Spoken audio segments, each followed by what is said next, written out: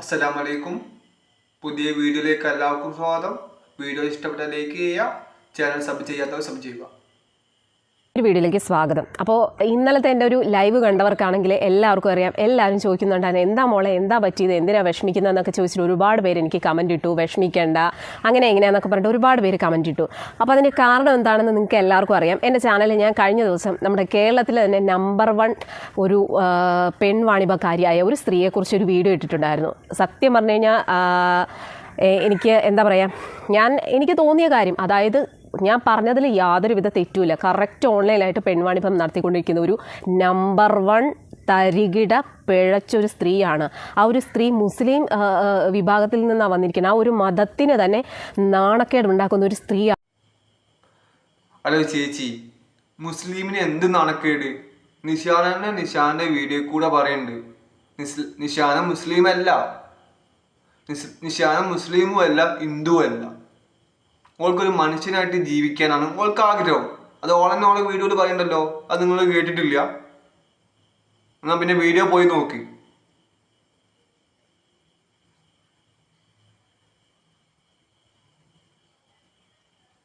ഇവരുടെ കയ്യിലിരിപ്പ് കൊണ്ടാവണം ഇവരുടെ ഭർത്താവൊക്കെ ഉപേക്ഷിച്ച് പോയതാണ്. 2 മക്കൾ ഇവർക്കുണ്ട്.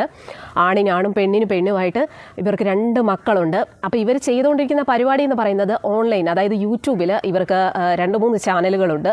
അതിൽ ഇവർ മെയിനായിട്ട് ചെയ്യുന്നതെന്ന് ഹോം ചെയ്യണം, അതായത് പൈസ കൊടുത്തിട്ട് അതിന് വേണ്ട ഒരു മെമ്പർഷിപ്പ് എടുക്കണം. മെമ്പർഷിപ്പ് എടുത്താൽ മാത്രമേ ഇവരുടെ ഹോട്ടായിട്ടുള്ള ലൈവുകൾ കാണാൻ പറ്റുള്ളൂ. അപ്പോൾ ഈ സ്ത്രീയുടെ മെയിൻ പരിപാടി എന്ന് പറയുന്നത് മെമ്പർഷിപ്പ് എടുപ്പിക്കുക.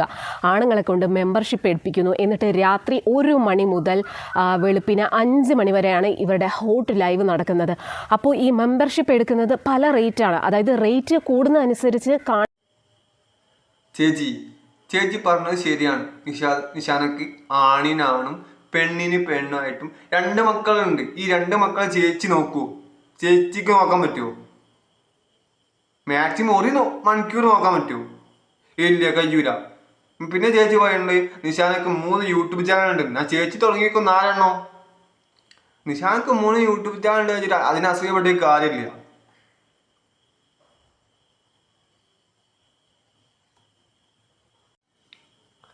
പിന്നെ ചേച്ചി മെമ്പർഷിപ്പിന്റെ കാര്യം പറയുന്നുണ്ട്. യൂട്യൂബ് മെമ്പർഷിപ്പ് അലോഡ് ആണോ?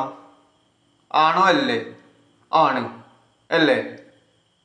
പിന്നെ ചേച്ചി പറയുന്നുണ്ട് നല്ല കൂടുതൽ പേയ്മെന്റ് കൊടുത്ത നല്ല ക്വാളിറ്റി ഉള്ള കാണാമെന്ന്. അത് പിന്നെ അങ്ങനെ തന്നെ അല്ലേ? ചേച്ചി ഒരു മൊബൈൽ ഷോപ്പ് പോയി, കുറഞ്ഞ പൈസക്ക് മൊബൈൽ വാങ്ങാം, കൂടിയ പൈസക്ക് മൊബൈൽ വാങ്ങാം. കുറഞ്ഞ പൈസ ആകുമ്പോൾ ലോക്കൽ മൊബൈൽ, കൂടുതൽ പൈസ ആകുമ്പോൾ നല്ല മൊബൈൽ കിട്ടൂലേ? അതേപോലെ തന്നെ ചേച്ചി ഇതും. കുറഞ്ഞ പൈസ ആകുമ്പോൾ ക്വാളിറ്റി കുറയും, കൂടുതൽ പൈസ ആകുമ്പോൾ നല്ല ക്വാളിറ്റിയിലൊക്കെ കാണാം. നിഷാനിപ്പോ എല്ലാവരും വിളിച്ചു പറയില്ലല്ലോ അത് വാ പറഞ്ഞിട്ട്. നിഷാനെ ചാനൽ കൂടെ പറയണേ അല്ലേ?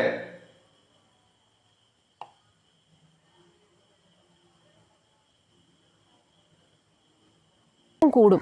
അപ്പോൾ അവരുടെ 200 സംതിങ്, 299, 399 അങ്ങനെ റേറ്റുകൾ കൂടുന്നതനുസരിച്ച് എല്ലാം വളരെ വ്യക്തമായിട്ട് കാണിക്കും കേട്ടോ. അപ്പോൾ എന്തായാലും ഇവരെ കാണാനാണെങ്കിൽ ഒരു വകയ്ക്ക് കൊള്ളത്തില്ല.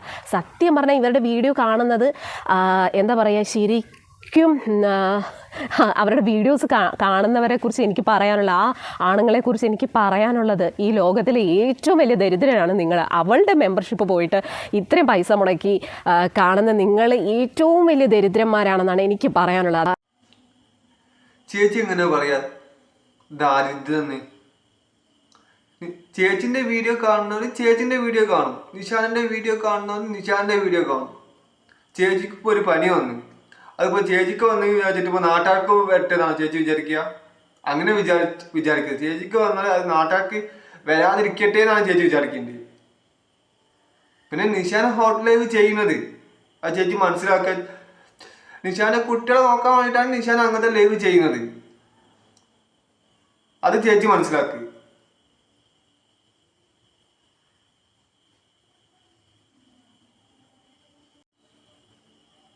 ചേച്ചി അങ്ങനത്തെ ലൈവ് ചെയ്യണ്ട. ചേച്ചിക്ക് ചെയ്യാൻ പറ്റുന്ന ചേച്ചി ചെയ്യുക, നിഷാന് ചെയ്യാൻ പറ്റുന്ന നിഷാനെ ചെയ്യുന്നുണ്ട്. പിന്നെ എന്താ മിസ്റ്റേക്ക് എന്താ വെച്ചാല് നിഷാന അങ്ങനത്തെ ലൈവ് ചെയ്യുന്നതിന് നല്ല വ്യൂ ഉണ്ട്, ചേച്ചി ചെയ്യുന്നതിന് തീരെ വ്യൂ ഇല്ല. ഇപ്പൊ നിഷാന്റെ വ്യൂ കണ്ടിട്ട് ചേച്ചിക്ക് അസൂയുണ്ട്. അതിനൊന്നും പറഞ്ഞിട്ട് കാര്യമില്ല, ഒന്നും പറഞ്ഞിട്ട് അതിനൊന്നും കാര്യമില്ല. അതൊക്കെ നിഷാന്റെ കഴിവ്. ചേച്ചിന്റെ വീഡിയോ കാണുന്ന ആളുണ്ട്, നിഷാന്റെ വീഡിയോ കാണുന്ന ആളുണ്ട്. പക്ഷെ നിഷാന്റെ വീഡിയോക്ക് വ്യൂ കൂടുതലാണ്. അതിന് ചേച്ചിക്ക് നല്ല അസൂയുണ്ട്. മോളെ, ഇതിനൊരു വിലക്ക് ഏർപ്പെടുത്താൻ എന്നെ കൊണ്ട് ആവുന്നതെല്ലാം ഞാൻ ചെയ്യും. അത് നിയമപരമായിട്ടാണെങ്കിൽ അങ്ങനെ തന്നെ ചെയ്യും. നിൻ്റെ ഈ ഒരു പരിപാടിക്ക് ഒരു അറുതി വരുത്താതെ ഇനി എനിക്ക് സമാധാനമില്ല.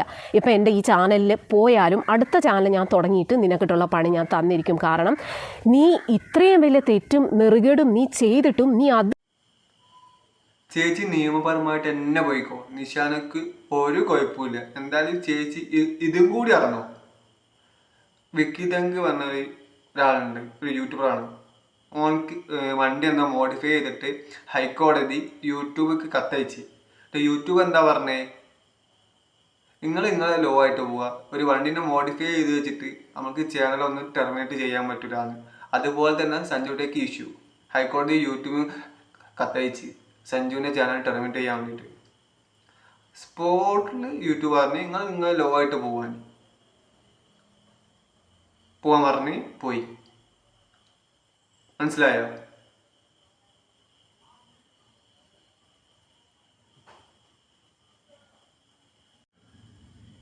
ചേച്ചി ഇതും കൂടി അറിഞ്ഞു. സഞ്ജുവിലേക്ക് എന്തോ കാറെന്തോ സ്വിമ്മിംഗ് പൂളിലാക്കി ഇഷ്യൂ ഇല്ലല്ലോ. അത് ഹൈക്കോടതി യൂട്യൂബിന് കത്തയച്ച് അവൻ്റെ 8 വീഡിയോ നീക്കം ചെയ്തു. പക്ഷെ സഞ്ജു ഉള്ള ആള്, സഞ്ജു അത് അപ്പീൽ ചെയ്തിട്ട് നമുക്ക് ആ വീഡിയോ തിരിച്ചു കിട്ടി. 8 വീഡിയോ തിരിച്ചു കിട്ടി. അത് മാത്രമല്ല, നമ്മളെ മുത്ത് ഗണേഷ് കുമാർ ഓൻ്റെ വീഡിയോ ഇട്ടതിന് പേയ്മെൻറ്റ് പിടിച്ചു കിട്ടും പറഞ്ഞിട്ടുണ്ടായിരുന്നു. വലിയ ഭീമുണ്ടായിരുന്നു. എന്തുണ്ടായി? ഒന്നും നടന്നിട്ടില്ല. നമുക്ക് 8 വീഡിയോൻ്റെ പേയ്മെൻറ്റ് സഞ്ജുവിന് തന്നെ കിട്ടി. സഞ്ജു കാറ് സ്വിമ്മിംഗ് പൂൾ ഉണ്ടാക്കിയതിനും ചാനൽക്കാർ അവനെ വലിച്ചു കീറിയല്ലോ. അതിനെന്താ ചേച്ചിക്കൊന്നും പറയാനില്ലേ?